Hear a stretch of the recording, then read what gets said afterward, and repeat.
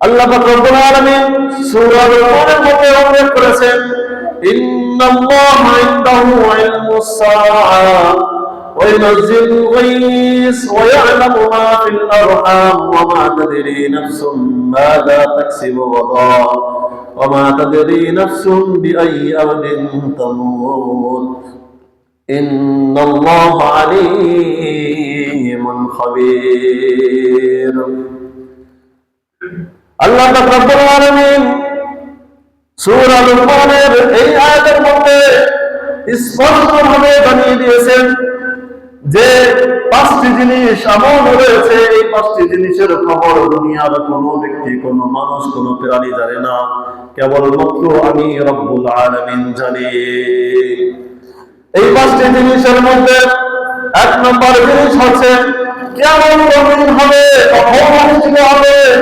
এই কিয়ামতের খবর কেবলমাত্র আল্লাহ পাক রব্বুল আলামিন জানেন।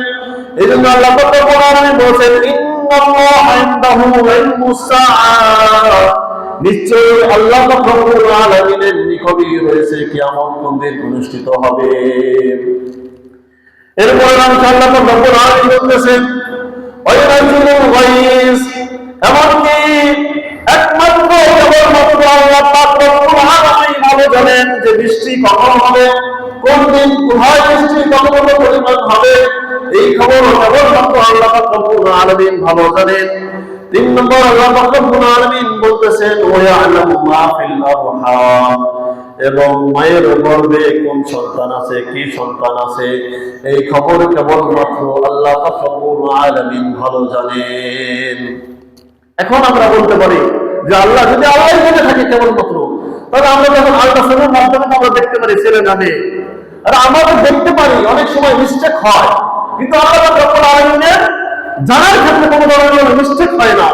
আর আমরা শুধুমাত্র জানতে পারি এটা ছেলে না মেয়ে, এতটুকু জানতে পারি, কিন্তু ওই বাচ্চাটা, ওই ছেলেটা আদৌ জীবিত অবস্থায় জন্মগ্রহণ করবে নাকি মৃত অবস্থায় জন্মগ্রহণ করবে, সে বড় হলে ভালো হবে নাকি মন্দ হবে, বা চরিত্র কেমন হবে, ফুলের মতো হবে নাকি অপবিত্র হবে, সেই ব্যাপারে তো আমরা জানি না।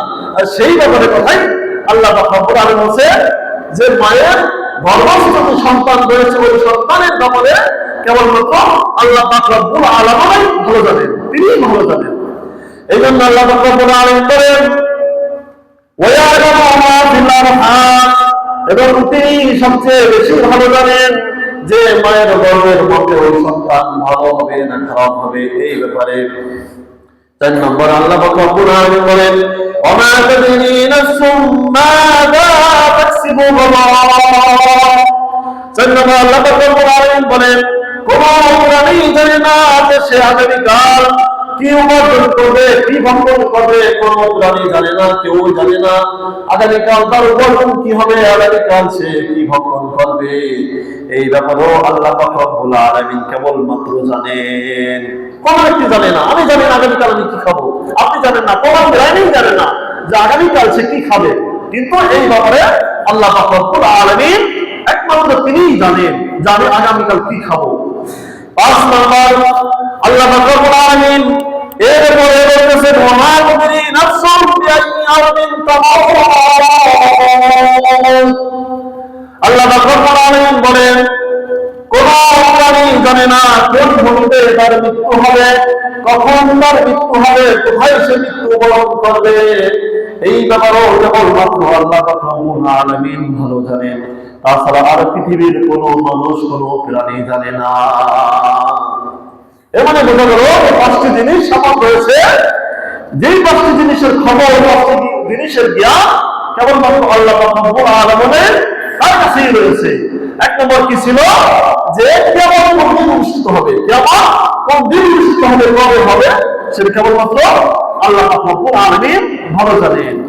তো বিশ্বনবী সাল্লাল্লাহু আলাইহি ওয়াসাল্লাম সাহাবীদেরকে এই আয়াত তেলাওয়াত করে শুনিয়ে দিলেন যে কিয়ামতের খবর কেবলমাত্র আল্লাহ পাক রব্বুল আলামিন ভালো জানেন। তবে বিশ্বনবী সাল্লাল্লাহু আলাইহি ওয়াসাল্লাম বললেন যে আমি কিয়ামতের খবর বলতে পারবো না, কিন্তু কিয়ামতের কিছু আলামতের কথা আমি বলতে পারি, কিয়ামতের কিছু